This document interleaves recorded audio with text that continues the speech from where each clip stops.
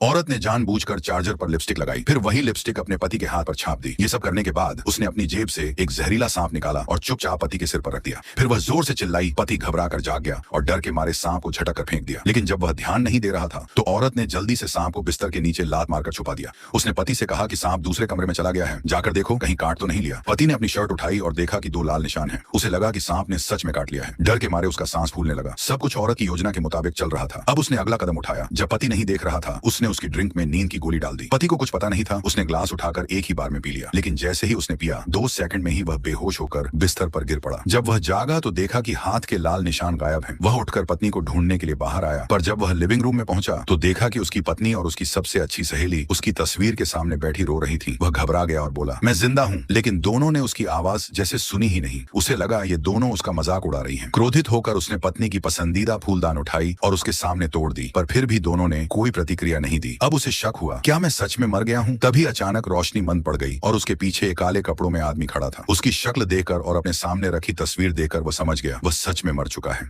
वह काला आदमी कोई और नहीं बल्कि आत्मा ले जाने वाला दूत था जो उसे नर्क में ले जाने आया था। डर के मारे उसने जल्दी से टेबल पर रखा नमक उठाया और जमीन पर गोल घेरा बना लिया ताकि उस दूत को रोक सके, लेकिन उसका कोई असर नहीं हुआ। अब वो आदमी पूरी तरह निराश हो गया। काला दूत बोला, अब बस अपने पापों को स्वीकार करो वरना तुम्हारी आत्मा यहीं भटकती रहेगी। वह मान गया और बोला, मुझे 5 मिनट दो, मैं कपड़े बदलकर तुम्हारे साथ चलता हूँ। लेकिन वह बेडरूम में जाकर खिड़की के पास पहुंचा और वहां से भागने की कोशिश की, पर दूत उसकी चाल समझ चुका था। एक झटके में उसने उसे पकड़ लिया और कहा, अगर फिर चालाकी की तो सीधे नरक की 18वीं परत में फेंक दूंगा। डर के मारे वह कांपने लगा और बोला, नहीं नहीं, मैं मान गया। दूत ने कहा, ठीक है, अब अपने सारे गुनाह बता दो। अब वह बोला, मैंने 8 साल की उम्र में 80 साल की बूढ़ी औरत को नहाते हुए झांका था। लेकिन दूत ने ठंडे स्वर में कहा, मुझे ये नहीं जानना। फिर दूत ने एक महिला की ब्रा निकालकर पूछा, ये किसकी है? वह बोला, ये मेरी पत्नी की है। दूत ने कहा, झूठ, इसका साइज तुम्हारी पत्नी का नहीं हो सकता। आखिरकार उसने सच्चाई बता दी, ये मेरी सेक्रेटरी की है, हमारा 1 साल से अफेयर चल रहा है। दूत को जो जानना था वो मिल गया। उसने उसे छोड़ दिया। वह आदमी खुश होकर हंसने लगा, हाँ हाँ, बच गया मैं। लेकिन जैसे ही उसने आंखें खोली उसने देखा सामने 3 लोग खड़े हैं। असल में यह सब उसकी बीवी की चाल थी। वो काला दूत असली नहीं बल्कि उसकी पत्नी का बुलाया हुआ वकील था, जिसने सबूत के तौर पर पति से खुद अपने मुंह से रिश्ता कबूल करवाया। आखिर में उस आदमी का खेल खत्म हो चुका था।